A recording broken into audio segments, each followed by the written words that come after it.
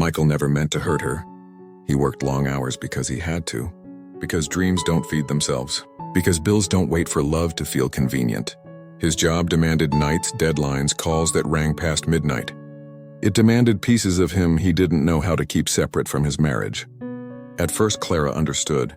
She waited up with dinner getting cold. She reheated leftovers. She smiled when he said, "I'm sorry, it was crazy at work." But understanding, when stretched too thin, turns into doubt. The late nights became routine.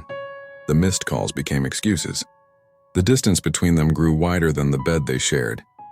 Clara lay awake listening to the door unlock at 2 a.m., pretending to sleep so she wouldn't have to ask questions that already scared her. Her mind filled the silence with stories. Stories she hated. Stories she couldn't stop imagining. One night she finally asked, "Who is she?" Michael froze. "What?" "The woman you're coming home from," she said, her voice shaking but sharp. "Because no job keeps a man this late every night." He laughed once out of disbelief, not cruelty. "Clara, I swear—" "Don't," she cut in. "Don't swear. I believed you the first 100 times." He tried to explain, showed schedules, messages, proof.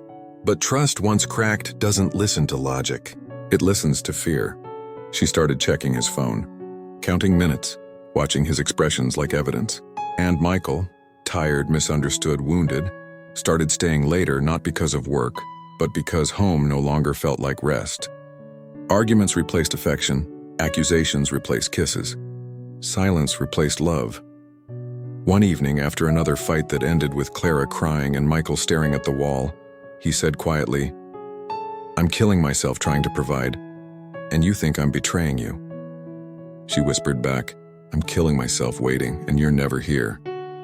There was no villain, no affair, no betrayal, just two exhausted hearts bleeding from opposite sides. Eventually, Michael packed a bag, not because he stopped loving her, but because love had turned into a courtroom where he was always guilty. As he stood at the door, Clara finally saw it, the truth she'd been too afraid to face. "You weren't cheating," she said, tears streaming. "You were just gone." He nodded, eyes burning. "And you stopped believing in me." The door closed softly, and that was the tragedy.